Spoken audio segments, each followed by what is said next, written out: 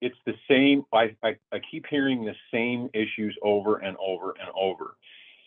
Hunters would greatly benefit if they knew the blood that was on the arrow, how the deer reacted, what the hair means at the hit site, and start putting those puzzle pieces together to say, okay, I don't think I hit where I thought I did because I've got dark blood in the ground and I've got white hair in the ground. And the deer afterwards, he ran 40 yards and stopped and stood there for 10 minutes and then slowly walked off. What does all this mean?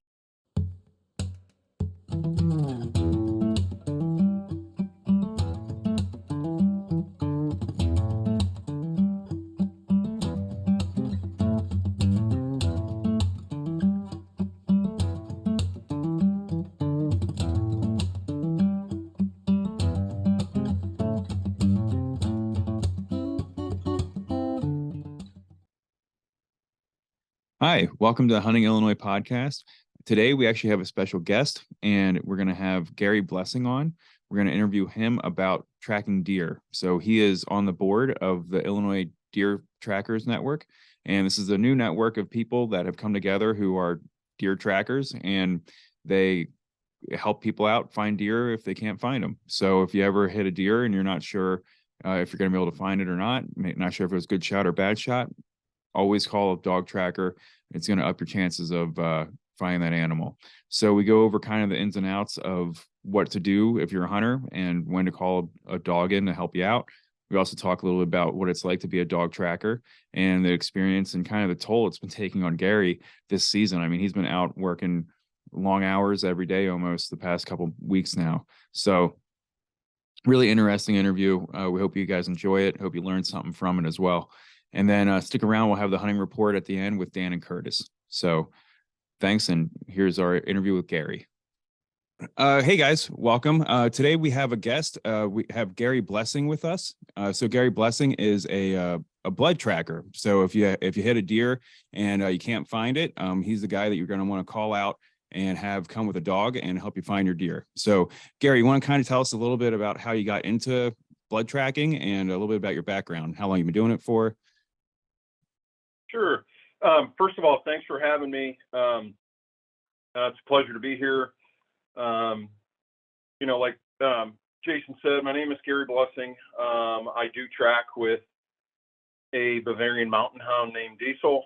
This is our 6th season. What got me into tracking? Sort of a long story. I'm a diehard bow hunter and have been for 40 some years.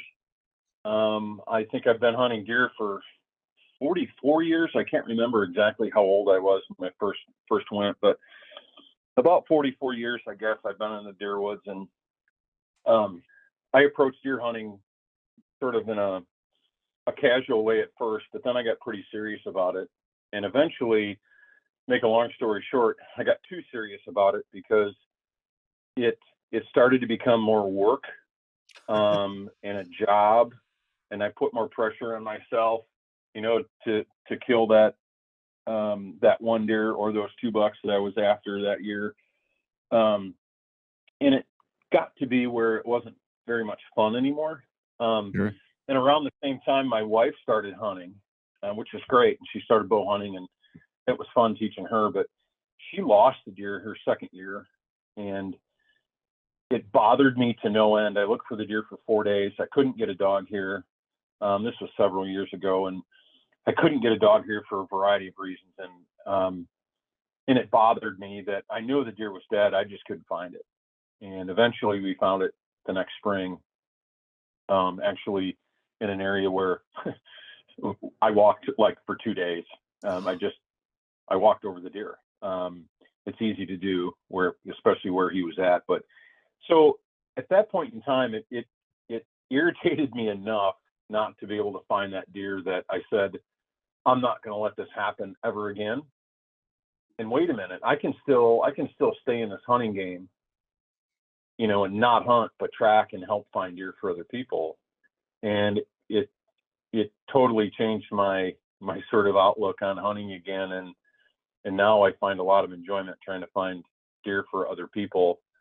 And it's an absolute blast. It's a ton of work, but it's it's a rush. And I'm not going to say it's actually just like shooting a deer or killing a deer myself, but it's pretty close. And I get to do it multiple times a day, day after day after day for 3 or 4 months. So it was a welcome change for me, but that's how I got into it anyway.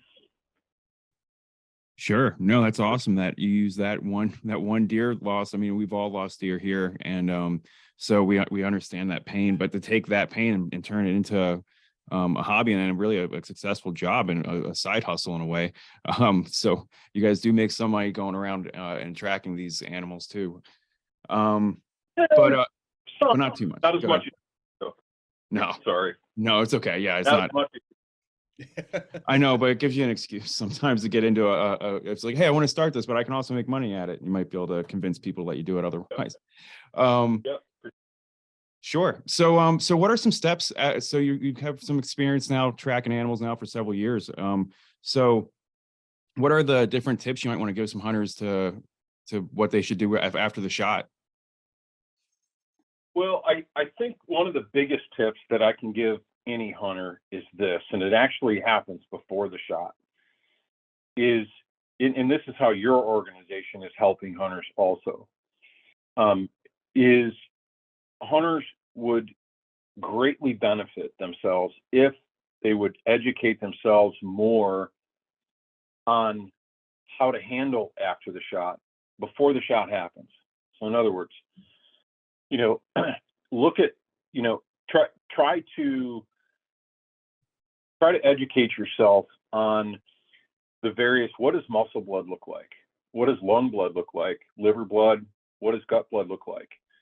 What does an arrow look like that hit liver gut, for an example? Um, Understand, learn, and understand, and be able to interpret what the deer's reaction was after the shot and how that translates to how that deer actually may be injured or wounded.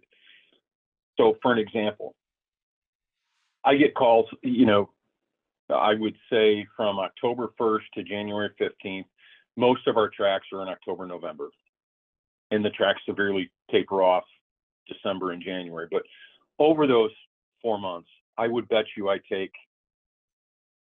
500 calls from hunters or more and go on 100 to 150 tracks actually with the dog every year. And it's the same. I keep hearing the same issues over and over and over. Hunters would greatly benefit if they knew the blood that was on the arrow, how the deer reacted, what the hair means at the hit site, and start putting those puzzle pieces together to say, okay, I don't think I hit where I thought I did because I've got dark blood in the ground and I've got white hair in the ground. And the deer afterwards, he ran 40 yards and stopped and stood there for 10 minutes and then slowly walked off. What does all this mean? Well, actually, what those pieces mean is that you shouldn't even track that deer for 12 or 15 hours, or preferably the next day. And you're probably going to walk to your deer and it's going to be dead in the first bed or second bed. Rather than, oh, I hit a deer. Well, I know I should wait 45 minutes, but it's been a half hour. I'm going to go. Oh, I jumped him. Well, no kidding. So I think hunters could really benefit from learning how to interpret sign from the shot, the blood, the hair, the arrow, if you have one, what the deer did, things like that. I think that's the first big step. Everybody focuses on hanging tree stands, shooting their bows, getting trail camera pictures, but I don't see a lot of people putting in enough effort to become a better hunter after the shot. It's everything is before, and it's costing people their deer, to be honest. Sure. And it's I'm the really same glad you frustration. kind of Oh, sorry. I'm really glad you kind of No, stated that's it that okay. way Go ahead. because that's one of the big things that we have really started to push recently is this whole concept of a lot of us, like you just said, we spend hours, countless hours looking at maps, hanging trail cameras. We all prepare for the hunt, But a lot of hunters, myself included, I'm guilty of it just as much as everyone else. We forget to prepare for that harvest. Obviously, in a lot of cases, that may be equipment, but in more totality terms, it's really kind of this mental preparation, going through these checklists, like you said, making sure you know what good blood looks like, what bad blood looks like, and making sure you're in a mental place that when you go to take that shot, you're ready to start paying attention to all these different things. Because like you said, the sound of the shot, where that deer ran, how that deer reacted, that's all really important information that you really need to be able to understand and be able to decipher really on the foot, and in a couple minutes while you're sitting there, waiting for time to pass. Yep, for sure. As a just a quick story, I won't give you the whole thing, but as a tracker, we get the benefit of seeing this multiple times a day. So we get an education and experience that a lot of people don't get. We'll track more deer in a year than most people will track in their lifetime. We get lifetime of experience every year. I was last year, as just a very quick example. Last year, I had 2 tracks in the morning. It was first week in November, and I told my wife, I said, "Hey, I've got a track tonight, but I'm going to try and catch some time in the tree for 3 or 4 hours. I'm going to the tree. I'm going to shut my phone off. You're not going to hear from me. I'll be out at dark." Okay. Long story short, I get in the tree. It's not 30 seconds later. Here comes the buck. I shoot the deer. And he runs about 30 to 35 yards and then stops and stands there in the brush. And I'm going, okay, just fall over, because I didn't see the head. Just fall over. I know he's going to fall over. And the longer he sits, the more I start to realize that he's not going to fall over. And as soon as I could see just enough of his mouth, he opened his mouth and I went, liver. And I know the deer was hit back. I suspected liver because he opened his mouth. But generally, when they open their mouth, and sometimes when their tongue hangs out, it's an indication of liver, gut, but most of the time liver. So the problem is the deer was in between me and the house. I could not go to my house. I did not want to risk bumping that deer. I swam the river behind me, and I had my buddy pick me up 1.5 miles down. I did everything that I possibly could not to bump that deer. The next morning, we went in with my dog as an insurance policy. We went 150 yards to my deer in the first bed. If I would have went after that deer that night, I would have jumped that deer, guaranteed. Sure. And I would probably never have found him. So my experience with talking with hunters and tracking with my dog got me that recovery on that buck. And I could go countless other ways to describe that, but talking with hunters on a daily basis, it's what they do after the shot is just as important as what they do before the shot. So I agree. Well said. Mm-hmm. Yeah, that would be Gary. This is Curtis from the Learn to Hunt crew, but that would be an awesome little infographic. You don't happen to have pictures of arrows from different hits, do you? Because that would be awesome if we could just show different pictures, what the arrow looks like, and then a time frame. Like, hey, if your arrow looks like this, you best be waiting, 24 hours.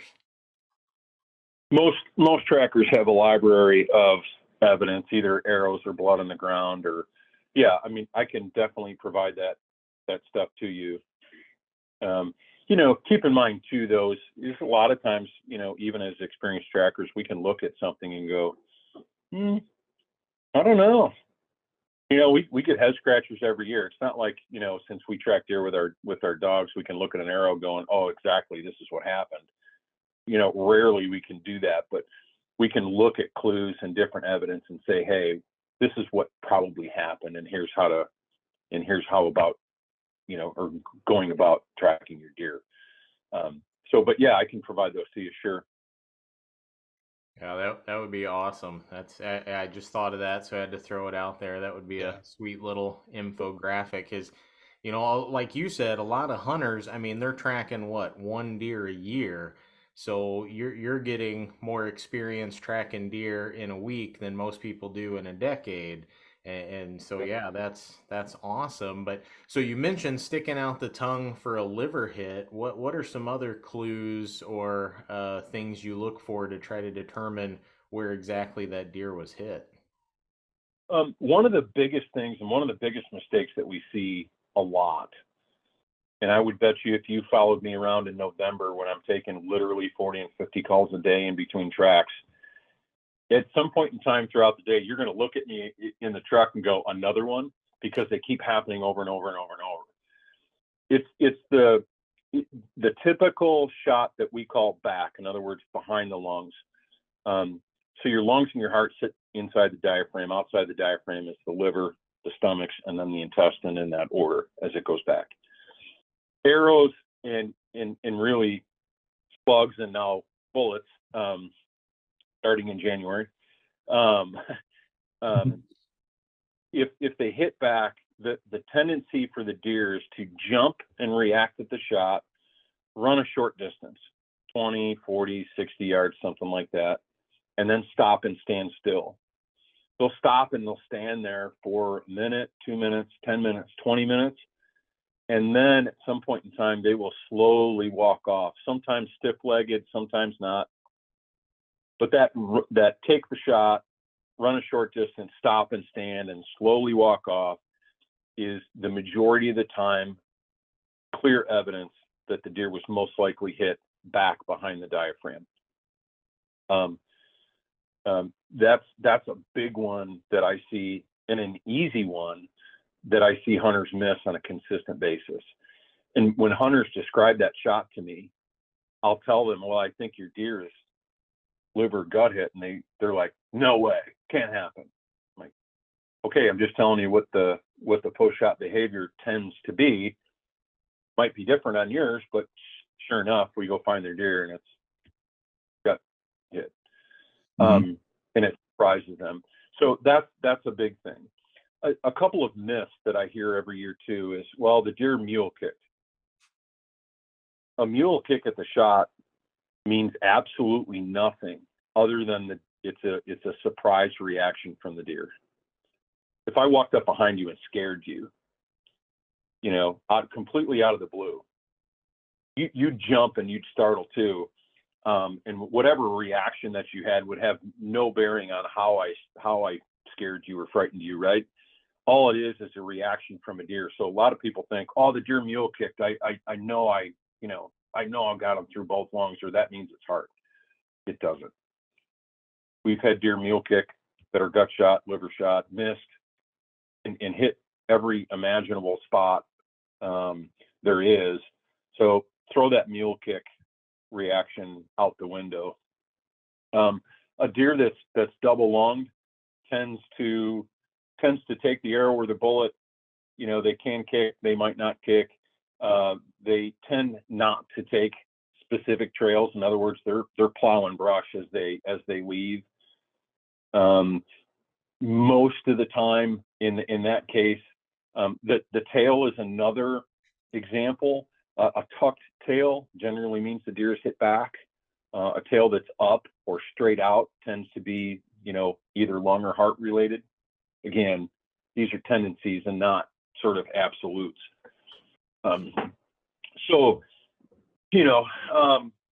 Other than that, then you have your peripheral hits, back straps, briskets, front shoulders. Front shoulder hits are pretty obvious. You hear a loud crack at the shot. That's obviously bone breaking. Archery equipment and bone don't mix, so you tend to not get penetration. You hear a loud crack at the shot, and the deer's carrying its leg as it goes away. That's pretty obvious, right? But the big one that everybody tends to miss is that,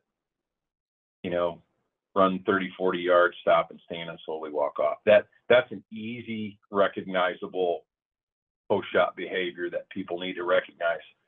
And when they do recognize it, it's what they do with that information afterwards. And that is to wait. And that's the hard part for most hunters, is waiting. And I'm not talking 2 or 3 hours. I'm talking 12 to 15 to 24. before you do anything on a deer like that. And I know it's hard to do, but it's what you have to do to recover those deer on a consistent basis. So recognizing that behavior is important. Does that help? Definitely. And I had a shot about 3 years ago on a decent 9-pointer on public land that had textbook what you just described. Ran 30 yards, stopped, stared at me for about 15 minutes. I could see the entry wound was a little bit back, tucked his tail and did that very slow walk off. So I knew instantly shot was back. I needed to call a tracker. I called the tracker, and their first comment was to basically, like you said, give it 12, 24 hours. But they said don't even pick up the trail, and that can really hinder the dog's ability to begin tracking that. So even after you've waited those 24 hours, if you think that you're likely going to need a dog tracker, is it best to go ahead and make that contact early, obviously for planning purposes, but also just to avoid gumming up the scent trail and kind of messing up the dog before the dog even gets there? Yeah, and that's a great point. That's something that we juggle with every year. And most of the hits that are back, liver, gut, and especially intestine, have very little blood on the ground anyway, just because the stomach and the intestines aren't a big blood supplier for the deer. There's not a lot of blood in the intestines and in the stomachs, just because it's a sort of a non necessary organ to keep them alive this very minute. In other words, they can last a week or more. Sure. With compromised intestines, right? They can't do that with a compromised lung or heart. So what I tell people is to maximize your odds of recovery. If you hit back, get your arrow for your evidence if you can. If you don't need the evidence, leave the arrow there. If it's totally obvious, you're 1,000% sure, you watched the arrow, you saw the hit through the binoculars, whatever it is back out and call. And call a reputable tracking team and say, hey, I just got shot a deer. I know it is. Let's say I have my arrow. It smells terrible, smells like a dumpster, which is evidence again of a gut hit. I've got white hair at the hit site. I know the exit's low. I watched them walk off. And that way you can make a game plan with a tracker. Now, like you said, it's always best to sort of, contact us earlier than later, because if you do wait for the next day and it is November, let's say, and you wait for the next day and you go out there and you can't track this deer 30 yards because there's no blood, and then you call us, well, it might be another 24 before we can even get to you due to a schedule. Sure. And some guys, most guys work, during the day. So it's like, I can't get to you till tonight, at 8:00, but I've got my girl's birthday party, whatever it is, right? It's always best to call us ahead of time. Now, in terms of putting the dog, the dog is always going to have the best chance of finding the deer if it's the first one down the line. It's undisturbed, it's untracked, it's a clean line, as we say. And that's always the ultimate scenario. If me, my wife, any of my best friends or people that we've tracked with before, they know that if they hit back on a deer and they recognize the signs and the push-out behavior that says back, they immediately call and say, hey, I got shot one this morning 2 hours ago. Here's where I'm at. What do you think we ought to do? And then we schedule it and we just go find the deer. Mm-hmm. So yeah, that's the best way is get with the tracker first. And here's something that maybe a takeaway for the listeners. A dog is your best first option and a very poor last resort. Mm. I talk with hunters all the time that says, well, I know I got shot him at 7:00 in the morning. My buddies went out with me at noon. We gave them 5 hours. We jumped him. I said, okay, then what'd you do? Well, we grid searched the rest of the day with the 5 guys. We covered the 80 acres that we have. But we were wondering if you can come out because we know the deer's dead. Well, yeah, we can come out. and a lot of times we will, but number one, track too soon, jump the deer, then you grid searched. Now the dog is the last resort, and now your odds of recovery go from very high 90% to significantly less. A dog is a very poor last resort. But does that help answer your question? Yeah, and kind of a quick follow-up on that. I know, I've read some or heard some early conversations when blood tracking really, started to take storm a decade ago or so, and a lot of the comments were, the deer are smelling the blood or the deer are smelling the guts. Can you talk about what part of the animal the dog is actually, scenting on? Because it's not necessarily the blood or kind of the stomach matter in that case, right? It's actually able to pinpoint that individual deer to some extent. Absolutely. So blood tracking is sort of a misnomer because, although dogs use blood to track, it's not what they are tracking.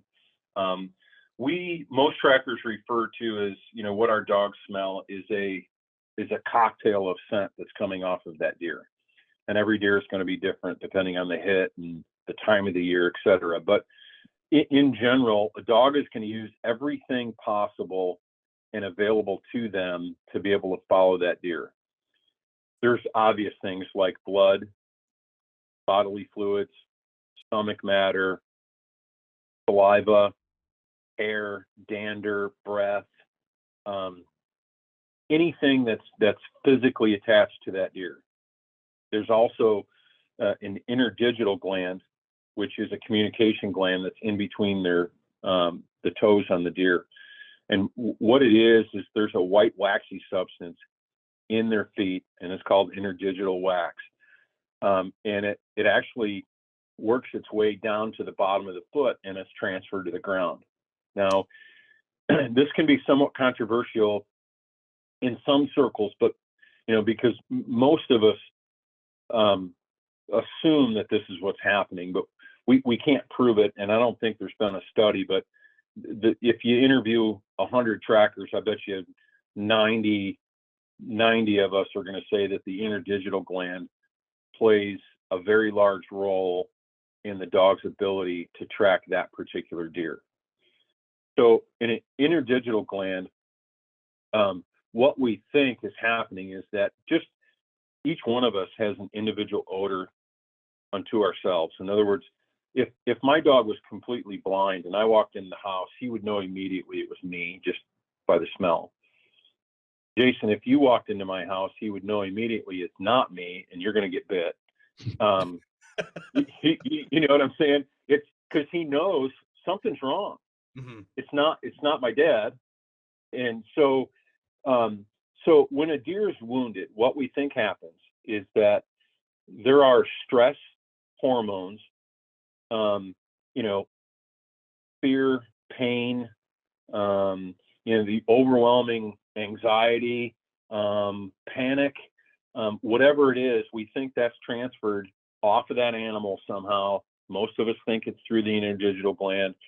And our dogs can absolutely tell which deer is wounded and which deer is not, even if there's no blood on the ground. That's fascinating. So, isn't it? And it's so think about this scenario, and I've said this before in podcasts too. Let's say that you're hunting a feeder in Texas and there's 20 deer around the feeder and you shoot one of them and it runs off. There is no blood. How can a trained veteran tracking dog walk to that feeder of all those other deer that are in there and pick out the one that you shot and track it? How do they do that? Mm-hmm. It's absolutely amazing. But we think, so if we've all seen the pack of wolves, right? Stalking the herd of elk in Yellowstone. How do they know which one is sick? How do they know to peel that elk out of the herd? They go after the old, the weak, the young, and the sick first. Easy pickings, right? How do they know which one is sick? Mm-hmm. How do they know which one is injured? But they pick them out and they peel them out of the herd all the time. So for whatever reason, dogs have that ability to detect that. So without blood, that's how we can still track your deer. So Now, to add, here's go ahead. something that will really blow your mind, is that most of us with trained veteran dogs, our dog can track your deer with no blood, right? And most of us, just by the way our dogs are reacting, tell whether we're going to find your deer or we're not going to find your deer, or whether your deer is dead or whether it's still alive. Just based off the deer's body or the dog's body language. Yeah, I guess it's similar to upland hunting. When that dog starts to get a little bit birdy, you kind of, can tell it's starting to pick up a little scent here and there. And interesting. Yep. Mm-hmm. So then how do you train your dog to hone in on that type of smell? What do you guys use for training? Well, it starts with basically what we start the dog off on is most of the time is liver drags. We'll drag a liver 20, 30, 40 yards, and we're teaching the dog to go from A to B. We're using a lot of scent, a ton of scent. We're making it easy for them nasally or scent wise. So we want them to go from A to B. And if you go from A to B, and if you follow this line and get to B, it's really cool at the end. You get a really cool treat. We're really happy for you. We're dancing around. We're making fools of ourselves, but it's really fun. Mm-hmm. And as soon as they learn that game, then we take away the big scent article, and then we switch to blood and actual deer hoofs. And we've got these specialized shoes that accept the deer hoof on the bottom, and we'll walk and we'll create a fake track or a mock track, and we'll lay some blood down, and and that's and then over time we're taking less and less, we're taking more and more scent away from the dogs until we can get them following a hoof only track at 24 or 36 hours after we lay it. That's sort of the goalpost for most dogs. But that's the process in a nutshell. That's how we train them. Mm-hmm. And then moving on, I mean, we can talk a little bit more about tips and things for hunters as well, but I just kind of want to highlight how people can get in contact with a tracker and also the organization that you're president of. Well, not really president. I do sit on the board, two other members. There's three of us. There's a group of, 8 or 9 of us in the Illinois Deer Trackers Network that are quote unquote founding members. We got together and said, hey, is this something that we need to do? And the overwhelming answer was yes. And then there's 3 of us that currently sit on the board and sort of run it on a pseudo day-to-day basis. So the impetus behind the Illinois Deer Trackers Network is that there are the sport of tracking deer with dogs is exploding right now. It's becoming very, very popular, and social media is responsible for a lot of that. Number one, we wanted to make finding a credible team easy for a hunter to do. Not all teams out there have the hunter's best interest in mind when tracking a deer. In other words, Jason, you alluded to it at the start of our call. Some teams are just in this for the money. Hey, I can charge somebody $200 or $300 and go track the deer, and all I got to do is take my dog for a walk and say, oh, we didn't find it. And honestly, that happens. It's sad, but it happens. And there are teams that are charging fees in their first year when they really don't have much to offer in terms of experience or exposure. So the second part of the reason for the network, number one, make it easy for hunters to find, but number two is make sure when the hunter goes to the network, they know they're getting a team who is who they say they are. In other words, we have teams of all different experience levels, from first-year teams to teams that have 500 plus recoveries under their belt and multiple dogs, and everybody in between. Mm-hmm. What we're saying is we're not saying that we've got the best tracking teams out there. What we're saying is that our teams in our network have filled out an application. They've been interviewed by veteran teams or board members. They've provided proof. If they said, yeah, we found 30 deer last year, great. Send us 20 pictures. Send us 30 pictures. Oh, well, I didn't keep pictures of my deer. You don't keep pictures of your recovered deer? None of them? Really? Everybody does. So we'll interview those people and say, okay, here's where we think either you're a first-year team, you're a tracker in training, or you're a veteran team, and we'll list you on the map that way. And then the last thing that we do is we will test every team. We will lay mock tracks for a team and say, okay, here's the basic line. It's 400 yards long and has 2 turns in it. It has 6 ounces of blood on it, and it's 8 hours old. Let's see how you do. And if the dog completely fails, then we have to look at it and say, okay, did the team just have a bad day, or are they not who they say they are? Mm-hmm. And a lot of those teams won't even take that test. They won't go through the application process and take it because they know they can't pass it. So when a hunter calls the network, they are getting a team that's been vetted, and who will show up when they're called. Not going to overcharge you for your service. They're not going to charge you, first year team. They're not going to charge you. You're getting, a good team, and we're not going to rip you off. And that's the biggest part. Big takeaway for the hunters is that part in particular. And Sure. we're a trustworthy.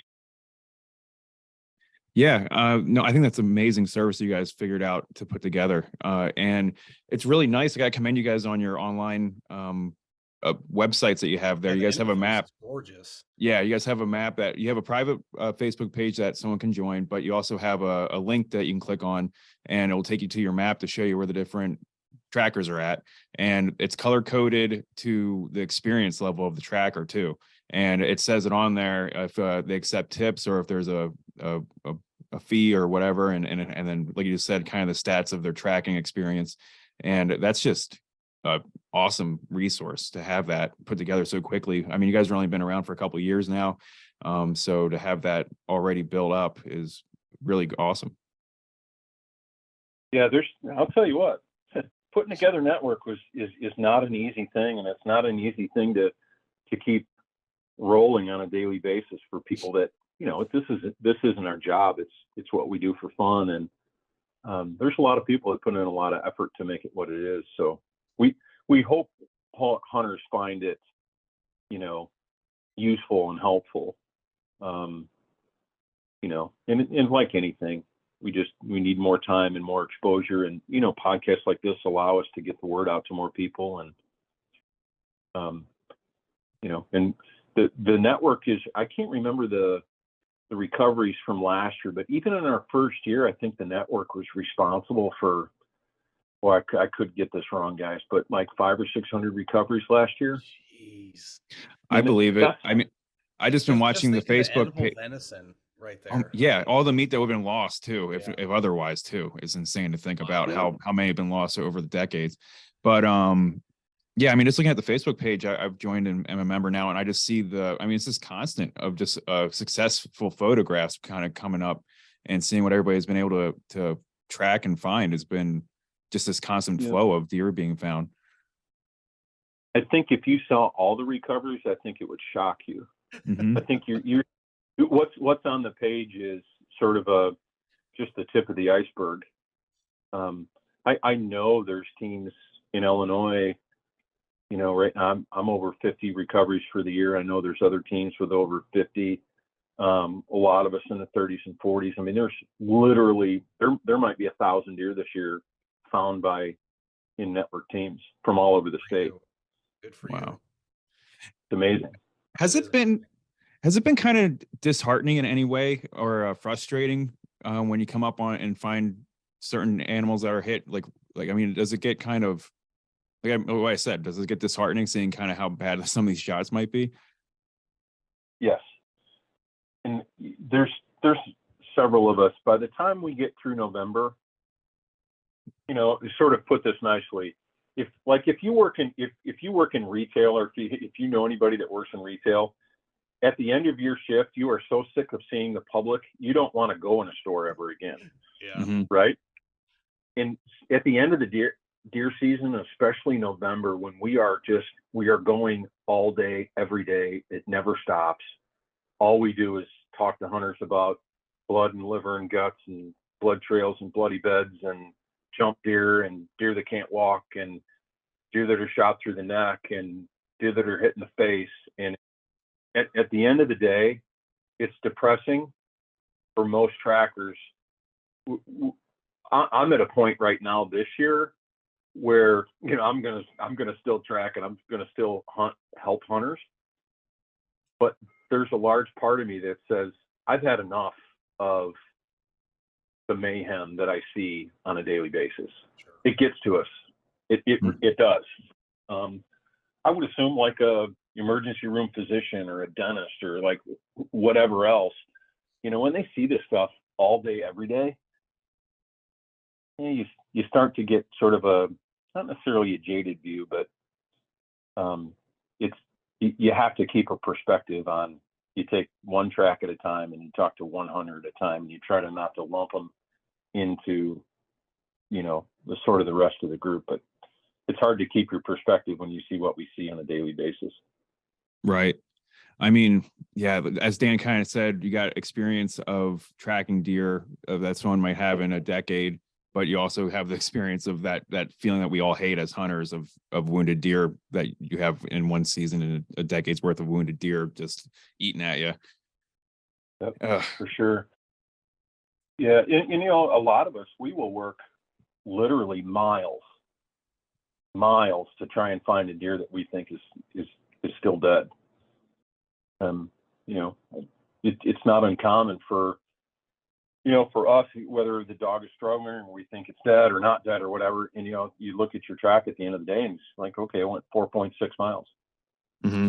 You know, we do not want a deer left in the woods, although that's inevitable, you know, for any team, it's going to happen. But, you know, we take it very personally and we work very, very hard to recover every deer that's recoverable. So it takes a special person to track for the public. Number one, to deal with the public a lot, and then number two, to do what we do physically, and then to take 40 calls a day and figure out how you're going to do laundry, charge your gear, dry your boots for the next day, and your phone doesn't stop ringing, and you still got messages and texts that are coming in at 2:00 in the morning. It never stops. So, you know, it takes a special person to want to get up and do this 100 or 150 times a year. It's something. Yeah, and I'm sure your dogs get tired as well. I mean, you're out there doing the same. They're out there doing the same thing that you are, if not running an extra couple miles more, going zigzagging all over the place. Yep. You have to definitely maintain. What kind of suggestions do you have to dog handlers on kind of maintaining the health of the dog at that point? You know, your dog has to come before you, your desires, and anybody else's deer. If you think your dog is run down, if you think, you know, you can get your dog in trouble really fast. If they're exhausted, they need their rest. And there's a lot of teams that have multiple dogs now, although that's hard to do. But like me, I've got one dog, and, you know, at some point in time, I just have to say, hey, we're not tracking anymore today, or we're taking tomorrow off. And literally, he will not move from his bed. Yeah. He will eat as much as he wants to eat, and he's completely exhausted. But he sees up the next day, and he's like, I'm ready to go. Let's go. But at the end of the day, they'll have to make sure that, you know, their health, you know, comes before anything. You know, Jason, you called me the other day, and I was at the vet, you know, with him because we had a small issue, and, you know, tracking related, but stuff happens, and, you know, you move on. But, you know, I've been hurt on a track this year once. Diesel's been hurt 3 times. Just small stuff, but, you know, and then, you know, here's what a lot of hunters don't realize too, is that there are tracking dogs that get severely injured or killed every year from wounded deer. You know, a deer's got 2 ways to go. He can either fight or flight. Well, most of them run the other way. Some of them run to us and run our dogs over. Wow. It's fun, but it's serious business too. But yeah, we do have to take care of our dogs for sure. Sure. So kind of what kind of dogs do you guys use technically? Have you seen a variation of whatever anyone has, and they can kind of use a variation of different hound dogs, or is it more broader than that? To track a wounded deer, 98% of the dogs out there have the ability or the nose power to track. It's whether they have the desire. Most of your hound breeds have a natural propensity to track because that's what they do. You could throw just about any lab or retriever a ball, and their natural genes are going to tell them, hey, I want to bring it back to you because this is what I do. Same thing with a hound. They're trackers by nature. So your hounds are going to be your most popular. Diesel's a Bavarian mountain hound. There's certainly a lot of bloodhounds out there. They do a terrific job. There's blue ticks, and there's all kind of, there's labs, and there's just anything that you can possibly think of. There's successful tracking dogs and beagles and just anything that you can think about. It's the dog's desire to go from A to B. If it wants to get to B, it'll make a tracking dog, and you can make a tracking dog out of it. Nice. You guys, Yeah, I was going to ask that. Go ahead, Dan. Yeah, I was going to say I'll just cut to this. Hey, do you guys have any other questions for Gary? Yeah, I got one more, kind of back on the topic of tracking a little bit. I've been on a few tracks myself where you find a bed. You find a bed of blood. Mm-hmm. You can see a big pile of blood. The deer should be there, right?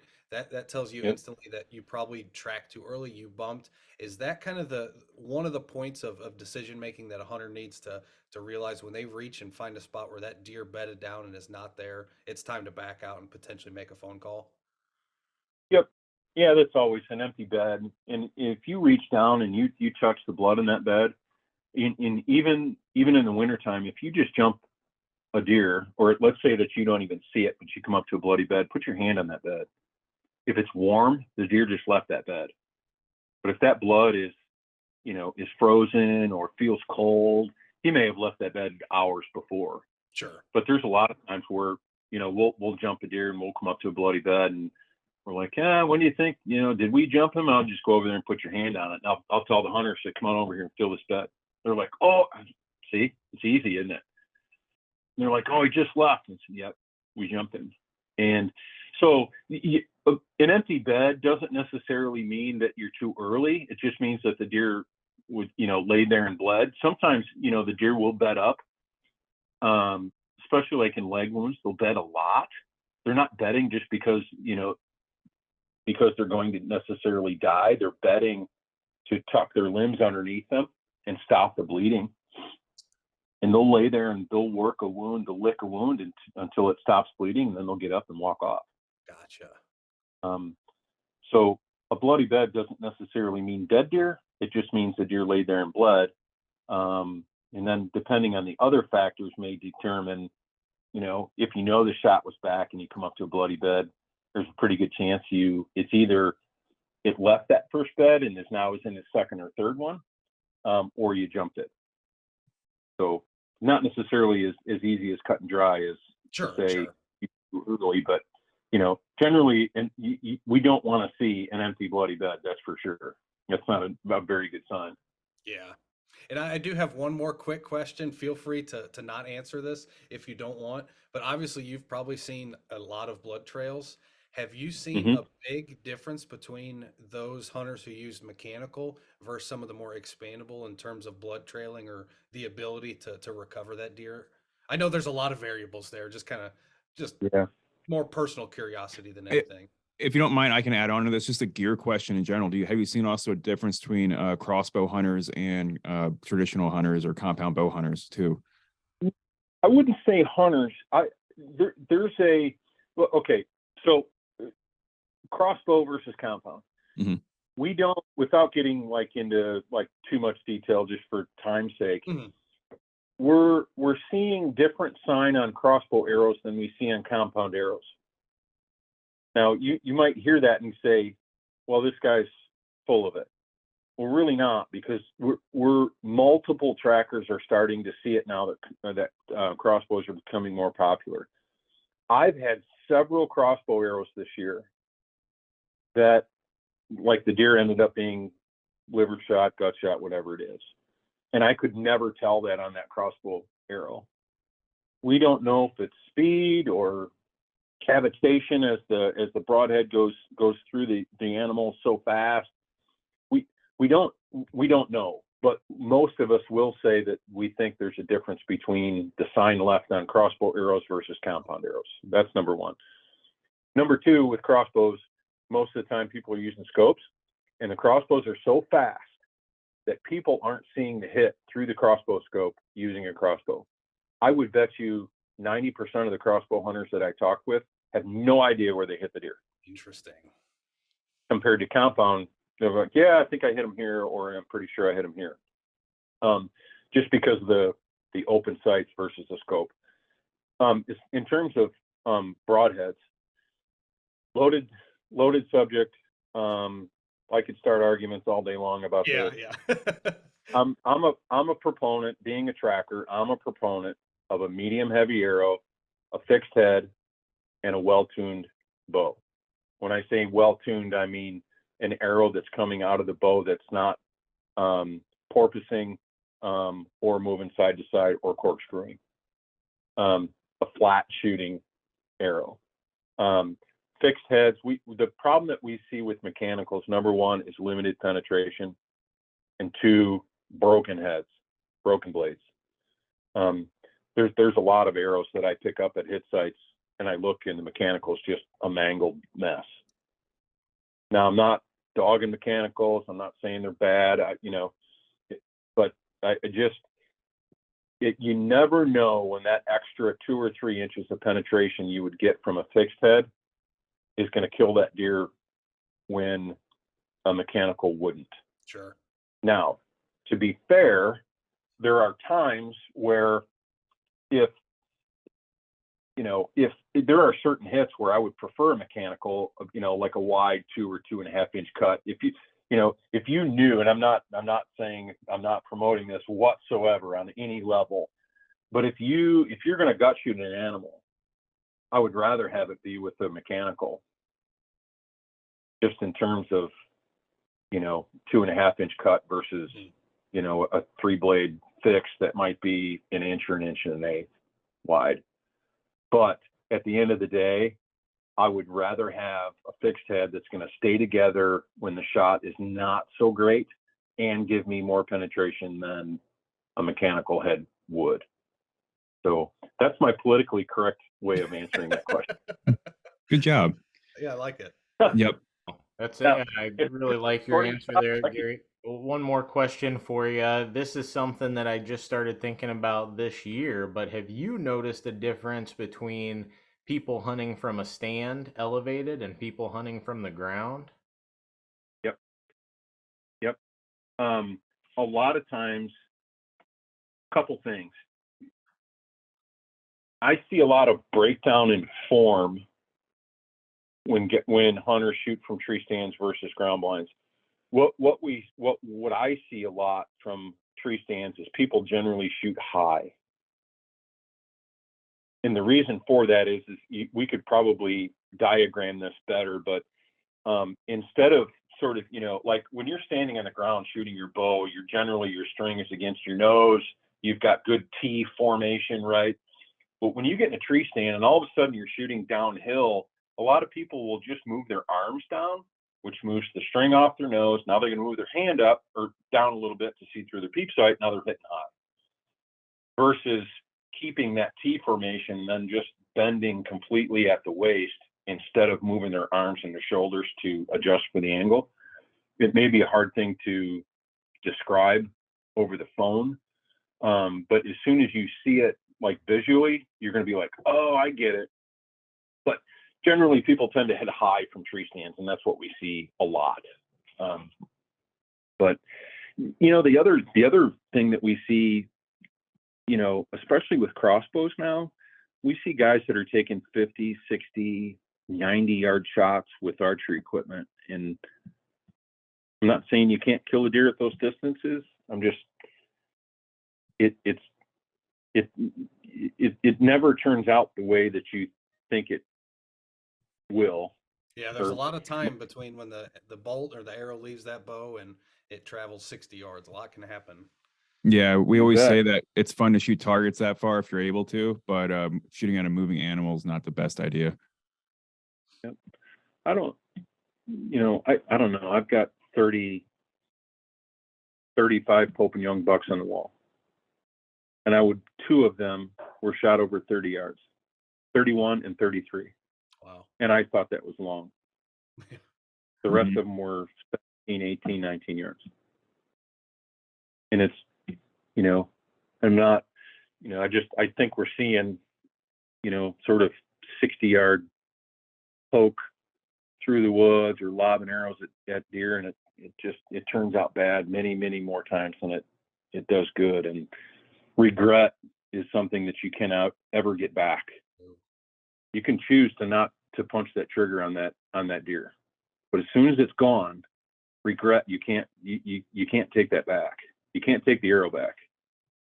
And when I'm there the next follow blood and bloody beds and 3 miles, and we get to a fence that you can't cross, and you're like, I really wish I wouldn't have shot that deer. Yep. Yeah, I mean, we only got about 5 more minutes of your time left here, Gary, but how much of your job is being almost a psychiatrist for these guys out there who might be really kicking themselves and trying to keep them motivated to keep going with your dog? Yep.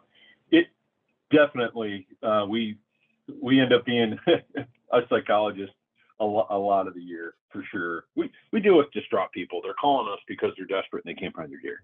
Right. And especially the ones that we have to say, hey, I think your deer's still alive. This is probably what happened, and hey, sorry, I can't get to you, or whatever. But it's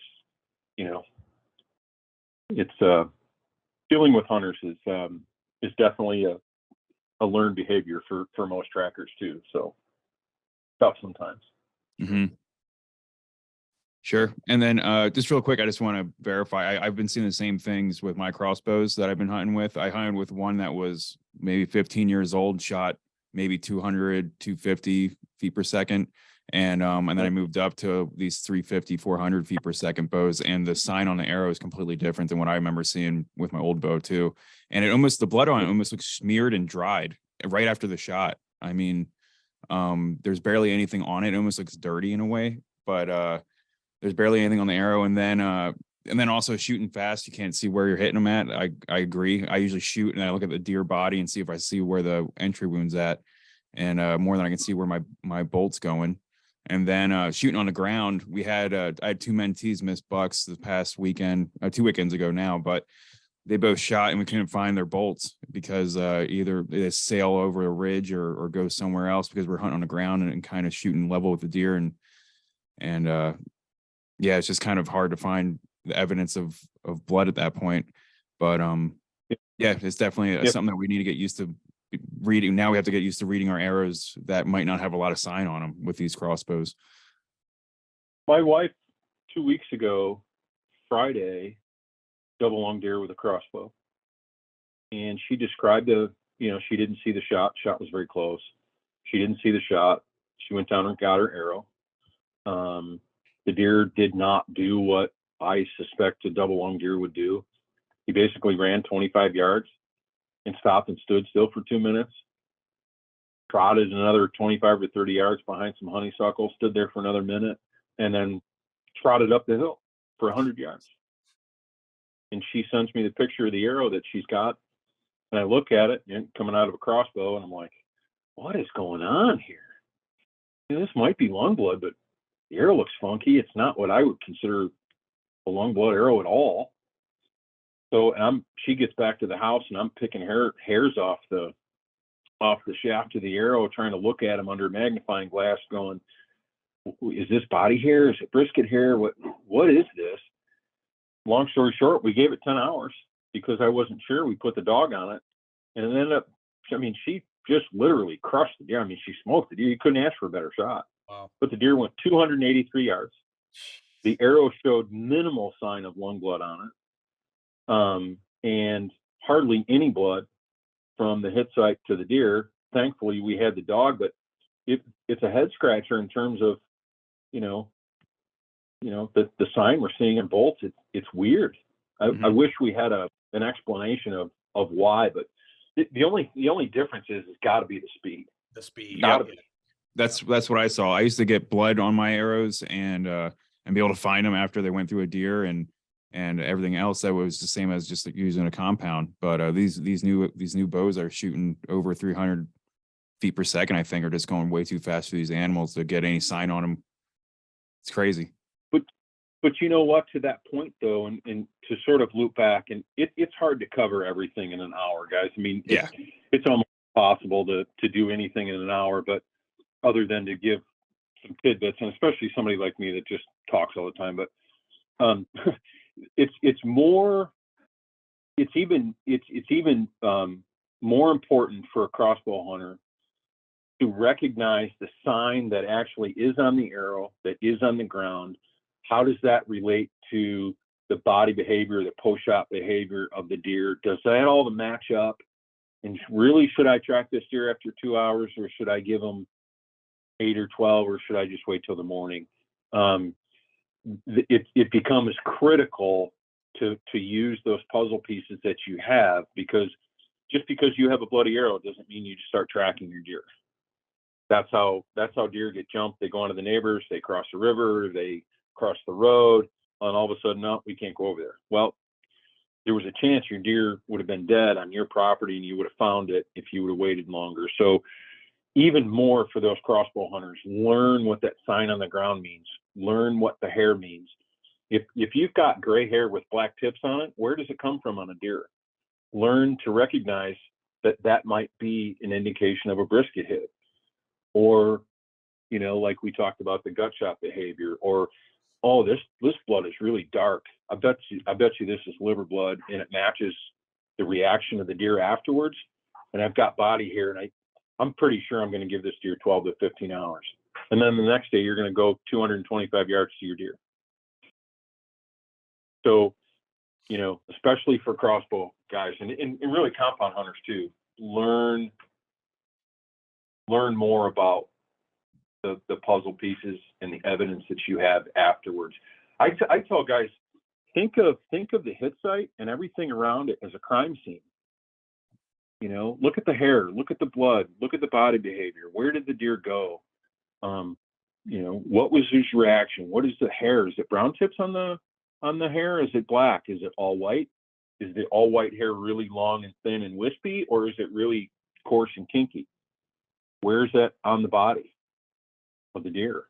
Those are the puzzle pieces that the trackers are going to try to put together to say, okay, number one, I think your deer's dead. Number two, here's when I think we should track it. And that's the same process that hunters should be going through also, if they can, if they have the knowledge to do that. If not, call somebody who does, and we'd be more than happy to help either over the phone with advice, or, hey, why don't we just put the dog on it and find out in the morning? That's generally how it works. Mm-hmm. Great. Well, we appreciate your time, Gary. I know you got to get out of here, and I'm sure this isn't going to be the last time we talk to you or someone else from the network. Hopefully we can partner up here and get some information out to these folks and make sure everybody understands a little bit better about how to go about preparing for their shot and what to do after the shot as well. Anytime, guys. I know, like I said, the time goes by fast, but any one of us from the network would be more than happy to help, and just tell us how we can, and we will. Awesome. All right, Gary, you have a great day. Thanks, Gary, and appreciate all you're doing. You're doing great stuff. Mm-hmm. Thanks a lot, guys. Thank you. Great talking You're to welcome. you. See you, boys. See ya. And that was Gary. Wow. That was quite the conversation, huh? Yeah, I didn't realize how much experience he actually had when I was talking to him. They have a Facebook page. Like I said, we had our mentees to kind of come out, and they made some shots that we were trying to get some dogs out on, and we weren't able to get dogs on them, so we just kind of tracked it ourselves. And I think we determined that it wasn't a really good hit at all. There was barely any. there's no blood at all on our trail that we were going on, and we went for a while. But yeah, so but I mean, just going through that, and I contacted the Facebook page, and that's how we bumped into Gary. And so Gary Blessing, he's a super knowledgeable guy, and I think they have almost 30 trackers on that map. I want to say around 29. It's filling up. Yeah. So if anyone who does do blood tracking wants to be added to the network, I'm sure they'll be happy to take you, and you can go through that whole application process that he described. And anyone who ever shoots a deer and they're not sure on, make sure you call up a tracker and get them out there to help you out. And we'll have links in the description down below, either in whether you're watching this through YouTube or if you're listening through a podcast, in the show notes. But I highly recommend, even if you don't plan on calling a dog, go to their website and please at least bookmark it, take a screenshot of that map, get it on your phone, so that if that need does arise, you at least have it. Because the worst thing you want to do is get in that situation, then you're sitting here trying to, oh crap, I don't have service, I can't even find a number. And so it's nice to just be prepared. So just kind of tuck that away somewhere on your phone. I know I'm going to. Mm-hmm. That was really interesting, talking about the different sign that people are seeing on crossbow bolts, and it matches what we saw. And like, that's something I never even thought about until this year. But yeah, that's a legitimate thing, and something we're going to have to investigate more and get some more info on, because if people have different clues they need to look for with crossbow bolts, that information needs to get out there. Definitely. Yeah. I mean, it makes you wonder, I mean, how fast is fast enough? And do you want one of those bows that has super maxed out speed on it, or would you want one that's kind of dialed back a little bit? You might get better sign on your bolts when after shooting through a deer. It actually it's kind of interesting because, my compound bow, when I first got in, I was like, oh, you got fast arrows. That was like the thing back when I first started getting into archery, was fast bows. So I had my bow cranked up to 70 pounds. I've since taken it as far down as it can go till about 55. And I find it much more enjoyable to shoot. And heck, if it gets me a little better sign on my arrow, that's certainly not not anything to scoff at, apparently. That's quite interesting. Nowadays, a lot of people are going like what Gary's talking about, and going heavier arrows, slower. Forget about speed. A slower, heavier arrow with a big cut on impact. Fixed blade broadhead. So yeah, it's good. I'm glad his philosophy matches up with mine on that. So. Yeah, same. Mm-hmm.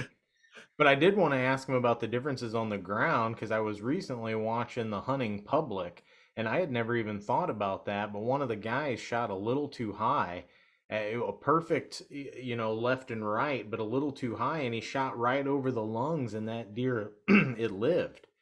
And that was something I never. No man's land or whatever. Yeah, the no man's land. And I was thinking about, like, from a stand, there'd be no way to get that, because even if you were high, you'd at least get one lung, which is not a great hit, but it's still probably a fatal hit. But yeah, but I was glad to hear that Gary, he kind of endorsed hunting from the ground, because it seems like he sees more good shots there. It's just, I guess, got to keep in mind to keep it down, keep it in that hot zone of the lungs, because if you get too high, that no man's land is the reason it's called that. Yeah, and I think a lot of that, I don't want to speak in stereotypes for sure, but I know, when I first started hunting on public land, you see a lot of people who will get 30 and 40 feet up in a tree. And I just don't necessarily understand the appeal of that. For one, you're up there swaying, and I don't really like a ton of heights, but you're also making your shot, just that much more difficult. Harder.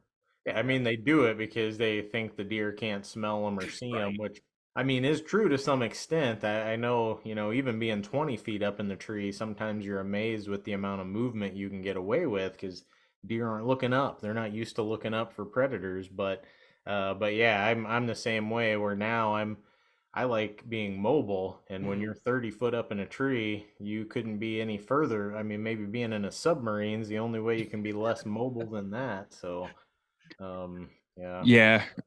Yeah, I've gone both ways. I've killed deer at like 8 feet, where I could almost, if I was standing on the ground, I got about an 8 foot reach, or a little bit higher than that because I'm tall. But I think I could almost put my hand up where my feet were at. It was probably about 8 foot from my feet, so maybe 10 foot from my butt. But and then it depends on where I'm hunting at too. I'm in a swamp or really thick stuff, I have to go wherever I got to go to get above that. It's probably the highest I've ever been. It's probably swamp area, wherever my lanes were. But Yeah, I mean, there's no need for it at all. I mean, you can definitely kill deer from, like, I've been, especially on public land, you can't cut branches. I've definitely been on trees with a climbing stand where I'm only 8 feet up off the ground. Yeah, And I'm like, yeah. well, this Or is where going to you're, have to be good I've enough. used my climber stand just as like a seat. Like, oh, Yeah. I'm like literally 2 feet off the ground. I brought it, so I'm going to use it. But Just go where there's cover behind you and make sure yeah, you're not getting winded. Yeah. So anything else with that, guys? I don't think so. I think that was a great conversation. Mm-hmm. You guys Yeah, want to do a hopefully hunting? we can get some pictures from them, because that would be a really sweet infographic. Like, yeah, I never even thought about it, but those folks, I mean, they're getting a The 30 best. years worth of tracking experience every single, I mean, 50 deer you heard this year. And so how many hunters, even the hunting public guys, what each of those guys are maybe tracking, what, maybe 7 a year. Maybe. Yeah. So it's Mhm. going to take them a decade to get the experience that he gets. So yeah, those pictures be awesome. Just help people to, I mean, just help you get confidence in knowing what to do, Sure. because Mhm.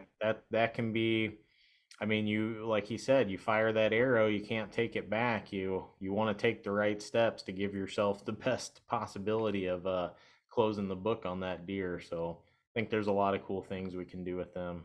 Definitely.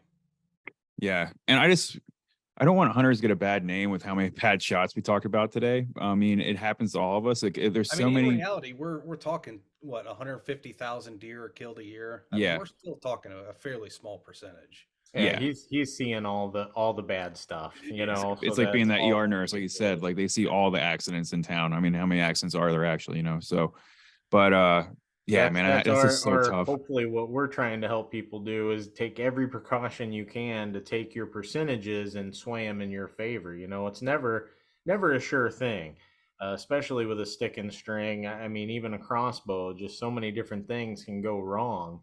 But there's so many things you can do to swing the odds in your favor, and that, like he said, take your high percentage shots. That's the number one thing. People should not be shooting, especially people who have not shot religiously for like months and months and months, should not be shooting at animals over 40 yards away.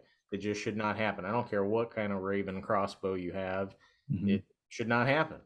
That's, yeah, just plain and simple. And you heard it right there from a guy who tracks, dozens and dozens of deer every month of the season. So Yep. And always practice with the equipment you're going to use. If you're going to go with a broadhead, make sure you shoot your broadhead at a target and you know how that broadhead reacts to your bow and if it flies correctly or if it doesn't. And all the other aspects of your equipment, make sure you practice with what you're planning on using and practice often. That way your first Apparently, shot if you're going to be isn't at a hunting a deer. tree stand, practice from your tree stand. Yeah. He was saying Heard they're that. shooting high in tree stands, what he was saying, right? Yep. Yep. yeah, see, like it makes sense. He's talking about people never practice that way. So now all of a sudden you shoot that way, and instead of bending at the waist, You're they still just shooting bend the your bow. Yep. And now your entire everything's off, because everything with archery is about being completely precise the same way. That's why some people put a kisser button in there, because if all those angles are exactly the same, then you should shoot the same. But as soon as you do this, I mean, all bets are off. Mm-hmm. I'd never thought about that I either, hadn't either. but And yeah, especially that's when a that good point. adrenaline's going, it's Oh yeah, easy to do. to It's do. another reasons why it's important DNR maintains their raised platforms at their archery ranges. That way people can go out and practice on raised platforms safely. If they can't get up in a tree, stand in their yard and shoot a target in their yard. Yeah. All right, guys, now we have a little bit of time for the hunting report.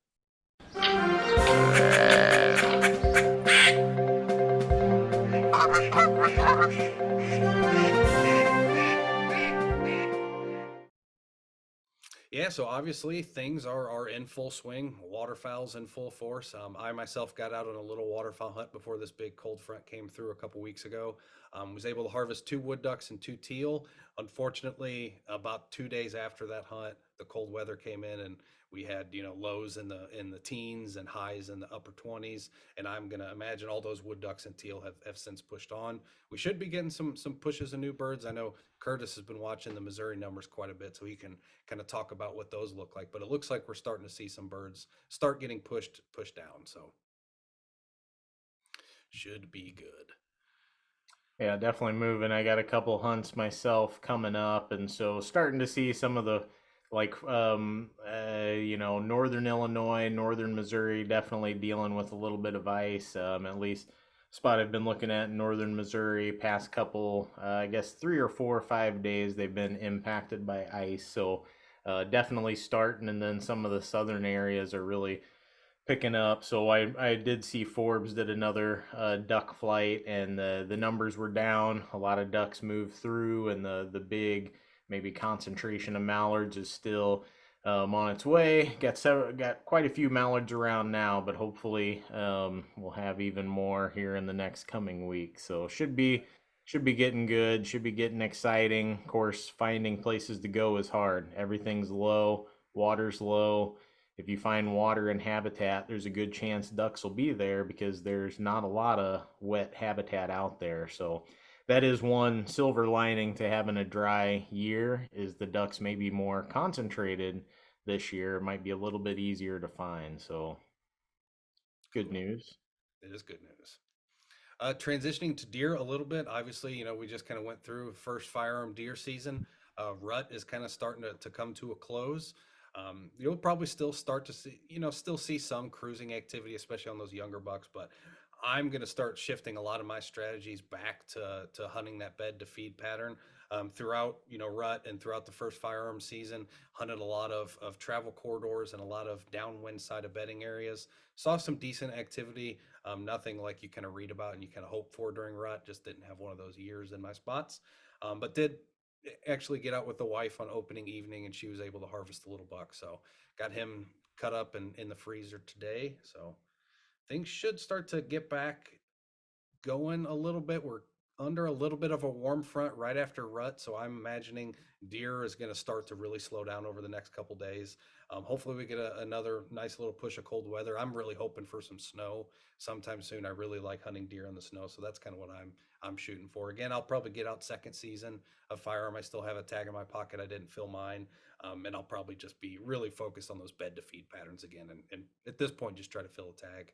Probably the first legal deer that comes by, I'll go ahead and harvest it. I know you were Nice. out quite a bit, Jason.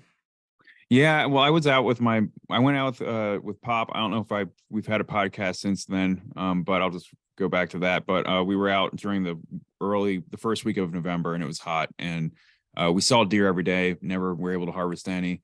He had a button buck he let walk. I had a pretty small fawn I let walk. Wasn't going to shoot that again. So my fawn quota is met for the year. But I got my filet mignons.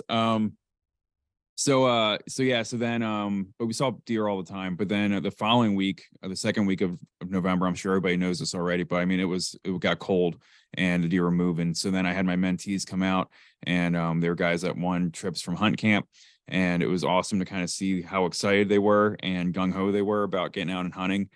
So that's always fun to kind of be around. But yeah, so we got them out, and I had them set up to where on Saturday morning, one guy had a shot at a deer at 20 yards and a very nice buck that we missed out on. I think he hit a branch. And then the second day on Sunday morning, I had the second fella miss a deer at about 15 yards, another buck. I didn't see this one. I had him set up a little bit away from us. But we found out that his equipment was kind of malfunctioning.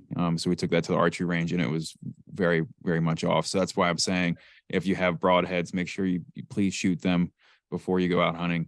It's so important because, I mean, I'm not sure what kind of setup he had. I asked him he told me it was sighted in. He told me he was practicing, so I don't know what else to tell you. But he was practicing with field tips. He was not practicing with the broadheads, I think, is what the big conclusion was.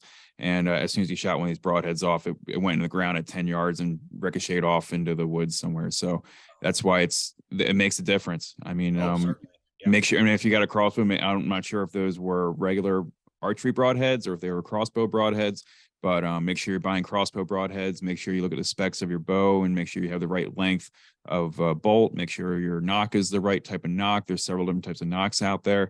So just please check your equipment and practice with your equipment. Again, it's very important. And so you can find all that information in your owner's manual. Yep. I know I'm guilty of it too. You buy a new firearm or a new bow and what's this junk of paper? Throw it away. Don't. for firearms and archer equipment, there's some really important information in there that you ought to read through at least once or twice, and just keep that sucker in your case, because it's got Mhm. all those little specifications that Jason just kind of highlighted. It'll tell you exactly what your specific bow needs. Yep. So it was a learning experience for everybody. But they were definitely moving around. And then the day before that, I went out before those guys came down, and I went out by myself, and I saw a buck chasing a doe across the field. It looked like the doe and him were playing soccer. I mean, it looked like the buck was kind of corralling her around. Yeah. And it was really funny to watch. So they came right in about 80 yards and bedded down right in front of me in some tall grass, and I never got him out of there. But it was really cool to see. So love being out in the woods during the rut. You never know what you're going to see. You never know. A deer could be around every corner. I mean, as you're out there in the woods. Everybody saw coyote. I mean, the Yeah. wildlife during this past cold front was just moving. Mhm. It was fun. So great time to be in the woods. Great time to finally use my insulated bibs that I got for Christmas a couple years ago and never had the reason to put on. Yeah. You probably won't now. Yeah. All right, guys. Well, anything else before we get out of here? I don't think so. I guess I could touch on squirrels a little bit. Squirrel activity I noticed is changing. The past few days when I've been out deer hunting, they've really just been kind of doing their own thing. They've started chasing each other a little bit. Looks like they're probably getting ready for their mating period. But one thing I went out this morning squirrel hunting, targeting squirrels, and one thing I noticed this morning that I haven't seen yet was they were very heavily caching. So there's a lot of activity. I think it's if you're done with deer, or you're just ready for a break, you want to try to do something where you get to move around a little bit more rather than sit in the same spot for 4 hours and hope something walks by. Give squirrel a try. They're quite active right now. I was able to harvest 3 this morning just in a short hour 2 hunt. Didn't spend too much time out there, but should be fun. So focus on hickory nuts. That's what they're really focusing on today, is caching those as well as acorns. So they'll be moving around on the ground quite a bit. Awesome. Before we leave, I just want to say, if you go to the video version of this, you'll see what I'm talking about. But behind Dan, you have a bulletin board of a bunch of what look like pretty old photos mixed in. Oh yeah. I love that. That's awesome. Yeah. That gave me, I'm like, why don't I have all my photos up on a bulletin I'll board actually like even that? show you. I got another one. Dude, that's so cool. It Yeah, kind of reminds me of the old bait shop wall. That's that you might exactly have. it's kind of mimicking that old brag board type Yeah. thing. No, I love that. I gotta get me some of that put together. Very cool. You guys are both on. Oh, there's Jason. Oh yeah. There's some duck hunts, some pheasant. I know our pheasant hunt at Sibley's on that one where we harvested. I think all of us went. Yeah. Yeah. Last 2 years ago, whatever. No, that's cool. No, that's what it's all about, man. You don't got to get mounts of everything. You just get some nice, cool photos of people out doing stuff. That's awesome. Exactly. Cool. All right, guys. Well, without anything else really to add, you guys got anything? If not, we'll get out of here. No. Good luck out there. Yeah. Happy Thanksgiving. Season. Yeah. Oh, I'm still going out. I got 3 tags I'm trying to fill. You kidding me? I'll be out there freezing my butt off all December. Sandwiches. What was that, Curtis? I think you still have 3 tags? I shot 1 doe. So then I went back and I got another combo tag.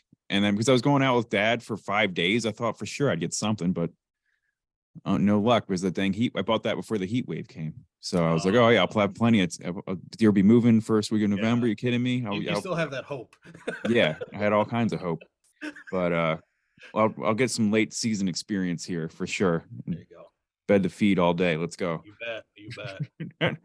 All right, boys. We'll see y'all later. All right, sounds good. Thanks, everybody. Yeah.